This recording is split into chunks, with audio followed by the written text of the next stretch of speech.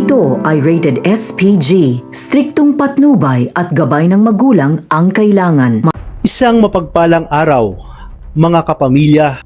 Ano kayang gagawin ni Rigor sa oras na malaman niyang iligtas ni Marites si Tanggol at lihim na siyang iniiputan sa ulo dahil sa pagsisinungaling nito at pakikipag-ugnayan sa mortal niyang kaaway na si Ramon Montenegro? Magagawa na kaya siyang patulan ni Tanggol at hindi santuhin sa pagkakataong ito dahil alam na ng ating bida na hindi niya tunay na ama si Rigor? Yan ang ating aalamin sa dulo ng bidyong ito.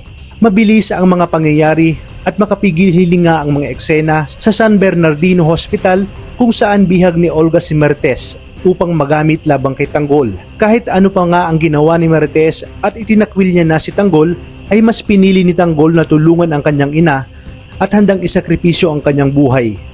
Tunay ngang napakabuti ni Tanggol, lalong-lalo na pagdating sa pamilya na siyang hindi nakikita ni Marites. At dahil sa mga tagpong ito, ay matatauhan na si Marites. Sa harapan niya mismo kasi ipinakita ni Olga kung paano nito walang awang saksakin si Tanggol. Dahilan kaya't nanghina ito at wala ng kapasidad na labanan ang napakaraming mga tauhan ni Olga. Nais iparamdam ni Olga kay Marites kung paano mawalan ng isang anak na siyang naranasan nito nang mawala sa kanya sina Greg at Bubbles. Ngayon mas naging malinaw na ang lahat kay Marites at naniwala na kay Tinding na lahat ng mabubuting ipinakita ni Aling Beng sa kanila ay isang malaking kasinungalingan. Kaya naman, nang nasa bingit na ng kamatayan ang ating bida, ay hindi na nagdalawang isip si Marites na kalibitin ang gatilya ng baril na nakatutok kay Olga. Sa pagkakataong ito, mas mananaig sa kanya ang pagiging ina at kahit gulong-gulo pa siya sa mga nangyayari, ay nagawa niyang mailigtas si Tanggol.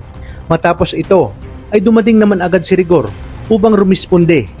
Hindi pa nakakaalis si Tanggol mula sa pagkakalambitin sa building ay agad na isinisi ni Rigor ang lahat sa kanya at tinutukan ng baril ang ating bida. Sinabi ni Rigor na dapat tuluyan na si Tanggol dahil ito ang punot dulo ng kaguluhan na nangyayari sa kanilang pamilya. Walang kaalam-alam si Rigor na alam na ni Tanggol ang buong katotohanan na hindi niya ito ama. Kaya naman, hinamon ni Tanggol si Rigor at sinabi na pagbabayaran nito ang lahat ng pang-aalipusta at pananakit sa kanya mula pa ng bata siya. Kaya pala umano kahit anong magandang ipakita niya kay Rigor ay hindi na siya naging tama sa paningin nito dahil hindi niya nga ito tunay na ama. Siya namang ikinagulat ni Rigor. Tutuluyan na sana ni Rigor si Tanggol nang biglang dumating at lumantad na si Ramon. Walang pakialam si Ramon kung makikilala siya ni Rigor at malaman ni Rigor na buhay siya dahil ang mahalaga ngayon ay pagbayarin niya ito sa ginawa sa kanyang tunay na anak. Hindi naman tumitigil si Marites sa kahahagulhol pero sa pagkakataong ito ay matapang niya nang sasagutin si Rigor at sinabi na hindi niya na ito kailangan at kasalanan naman talaga nito ang lahat kung bakit naging ganoon si Tanggol.